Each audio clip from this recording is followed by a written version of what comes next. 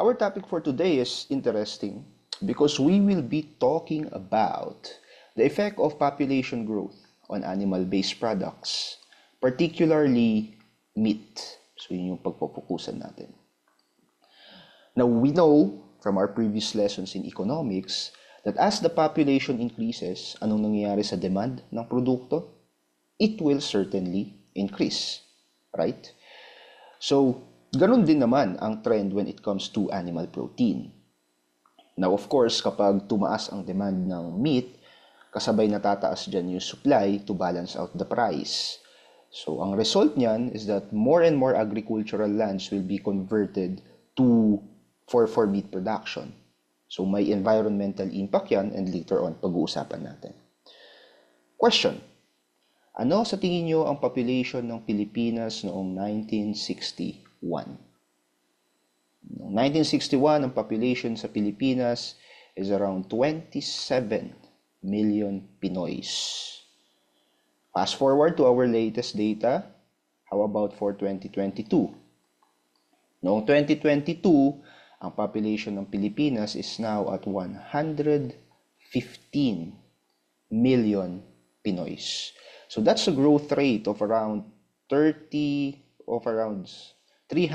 if I'm not mistaken. So that's way big growth from 1961 to 2022. So paano na lang kaya ang effect niya sa ating demand for meat here in the country? But before that, let's see very interesting statistics about meat globally, and then susubukan natin itong i-contextualize sa Pilipinas. So global meat production, we can see from 1961 to 2022, since the world population is also increasing, the production for meat is also increasing. In fact, globally, we are producing 355 million tons. And pinakamalaking producer ng meat, okay, is Asia at 155 million tons. So the trend is going up. Now we look at meat production in the Philippines from 1961 to 2022. Okay, so in the Philippines, if we can see, ganun din yung trend. From 1961 to 2022, it is increasing. Although there's a portion that it dips here, later on makikita natin yung reason. But generally speaking, it is increasing kasi our population is increasing. In 1961, we are producing around 334,000 tons. And in 2022, our latest data, that's 2.9 million tons already. So that is an increase of 771% increased sa ating meat production, or a total of 2.5 million tons. Now let's see, globally, ano ba yung mga meat products na pinuproduce natin globally?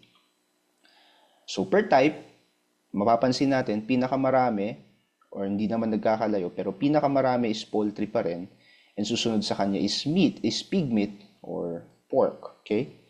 So hindi nagkakalayo, halos parehas lang sila. Mapapansin natin na ganun din yung trend later on dito sa Pinas. Then after that, it is followed by beef and buffalo products, sheep and goat, horses, and wild game meats. Okay? Now let's see, Philippine setting. Magsimula tayo sa pinakamababa. Beef production from 1961 to 2022. In 1961, sa beef production natin, we are producing 57,000 tons. In 2022, tumaas yan by 183,000 tons. That's a change of 222%. Okay? Or an absolute change of 126,000 tons. Yan yung naidagdag sa production natin from 1961 to 2022. Although if we can see sa trend dito sa taas, medyo erratic yung production natin ng beef production. In fact, at this around 1975, I guess, medyo tumaas yung production natin and then start to dip again, tapos nag-start ulit siya mag-pick up until now that it is picking up. Ngayon, that's by around 2015, makapansin natin, unti-unting bumababa yung production ng beef dito sa Pinas, and then as of 2022, it is starting to pick up again. So I'm not sure what will happen for the following years. Okay. Now, ano yung susunod? Tingin nyo, ano yung susunod? Kung beef ang pinakamababa, ano yung susunod? Well, sundan natin yung trend globally. After beef, ang susunod sa kanya is pig meat or pork. Okay? Now, in terms of pork production, generally speaking, nag-i-increase yung trend natin. Okay? Tumataas. Although at this time, pababa na siya, particularly down here, is because of the African swine flu that have devastated our swine industry for the past 3 to 4 years. Diba? But what's interesting here is that in 1961, 206,000 tons yung pinoproduce natin. Bantayan nyo yung number na yan, 206,000 tons yung pinoproduce natin. And in 2022, we are producing 1.2 million tons. That's a growth rate of 490%, almost 500% na growth rate from 1961 to 2022, or an absolute change of 1.09 million tons. Okay. Bantayan nyo itong number na to kasi this is very interesting. 1961, 206,000 tons. Now, let's go to our mostly produced meat type here in the country. Of course, poultry. Now, kung papansin niyo, ang poultry production natin noong 1961 is only 62,000 tons. 62,000 tons. Yep. As compared to pig meat na around 206,000 tons. So, way back 1961, mas marami tayong pinoproduce na pig meat as compared to poultry, which only accounts to 62,000 tons. Generally speaking, yung trend niya paakyat pa rin up until 2022. But in 2022, we now have around 1.4 million tons of poultry meat. That's a change, tumataginting na positive or increasing change of 2,252% growth, or an absolute change of 1.3 million tons. But this one is very important. Ibig sabihin lang yan, nagbago yung perspective natin when it comes to producing poultry from 1961 to 2022. Noong 1961, hindi tayo ganun nagpo-produce, pero as time goes by, nakita natin yung importance niya, even overtaking yung production natin sa pork. Diba? So that's very, very interesting data. Now, in terms of per capita consumption, gaano ba katakaw ang Pilipinas sa karne? Okay? So, per person daw, on average, noong 2021, per person dito sa Pilipinas ay kumakain ng 32 or around 33 kilos of meat noong 2021.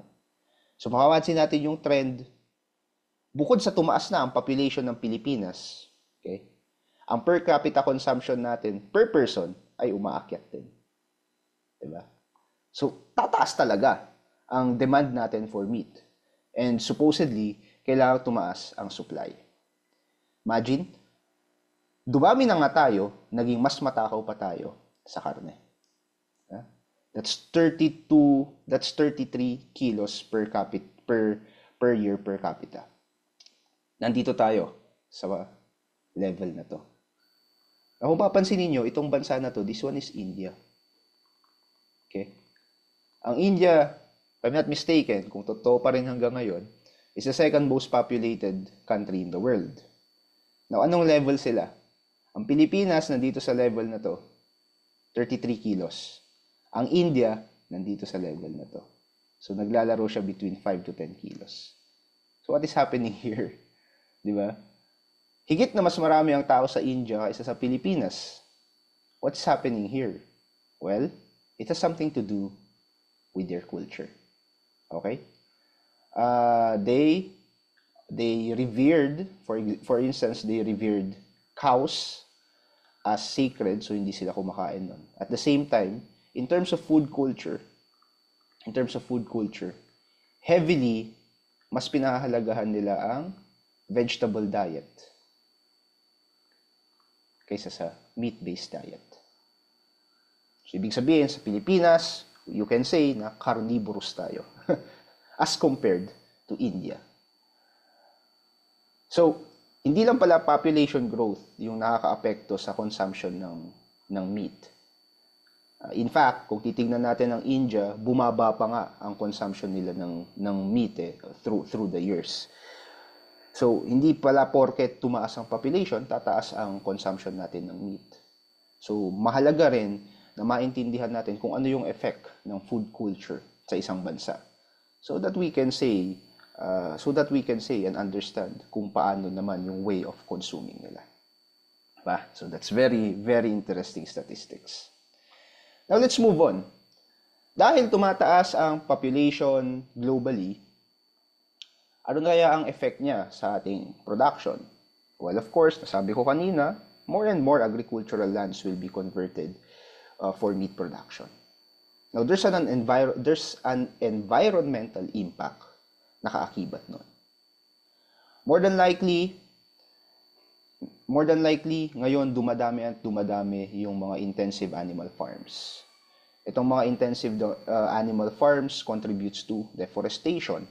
So, maraming mga forests ang nawawala, kino-convert nila into animal farms in order to cope up with the demand. And of course, kapag nasira yung ating forest, that would result to diversity loss. Maraming hayop ang madi-displace, maraming mamamatay. At the same time, kapag kinonvert mo yan into a huge cattle ranch production, nagkakaroon ng greenhouse gas emissions. That is also affecting our ozone layer and contributing to climate change problems. Pangalawang impact, most significant impact, is the use of antibiotics sa ating mga animals. Two of the most used antibiotics that is also affecting humans is tetracyclines and penicillins. Okay? Now, ano ba kasi ang effect ng antibiotics sa hayop in relation to humans? Kapag binigyan mo ng antibiotic yung hayop, binugbog mo siya sa antibiotics, yung antibiotics na yun, hindi yun basta-basta mawawala kapag kinaronin mo na yung hayop. Okay? And naipapasa yun sa atin if we consume it. And alam naman natin na meron tayong issue on antibiotic resistance. Kung saan, kapag nagkasakit ka, kapag tinamaan ka ng bacteria, and nag-cause sa'yo yun ng disease, kapag nagkaroon ka ng antibiotic resistance during that time, hindi na apekto, di ka na maapektuhan ng mga antibiotic drugs. So, ibig sabihin nun, mamamatay ka na lang. Kasi, wala nang antibiotic yung makakapagpagaling sa'yo. So, that's the problem. So, these are two of the most important problems when it comes to intensive animal farming. So, nagiging intensive siya kasi nga, pataas ng pataas yung demand. So, our producers, they need to find a way to supply us with the necessary demand that we need. However, yun nga, ang problem is, nagkakaroon tayo ng problems on our environment and problems on global health itself because of this antibiotic resistance situation. Now, what is the role of sustainable agricultural practices para sana maibsan natin yung mga effects na ito? Well, una, we can probably promote sustainable grazing or mixed farming systems. So instead na intensively hayop lang yung ilalagay mo sa lupain na yan, how about we include other agricultural products? We can put crops or we can even put fishery products kung kakayanin, di ba? So that's one way of solving the problem of intensive animal farming. Okay. We can also practice rotational grazing, kung saan instead of you using all of the blocks of land for animal farming, say for cattle grazing, hatiin mo siya into different blocks. So tas paiikutin mo na lang siya. That's rotational grazing. Diba? para ma-improve natin yung soil health and to reduce the environmental impact. So overall, napagdiskusyonan natin that as population increases, more than likely, the demand for animal protein will increase. Ganon yung nakita nating situation globally and ganon yung nakita nating situation dito sa Pilipinas. Okay? Although, very important, take note, no, na yung food culture, which is in the case of India na pag-usapan natin kanina, also contributes significantly doon sa demand din ng mga animal-based proteins. Okay? And of course, dahil tumataas ang demand, tataas din ang supply. So therefore, nagkaroon ng more and more agricultural lands are being used for intensive animal farming practices and nakakasira yon sa ating ecology. Okay? And even sa ating global health.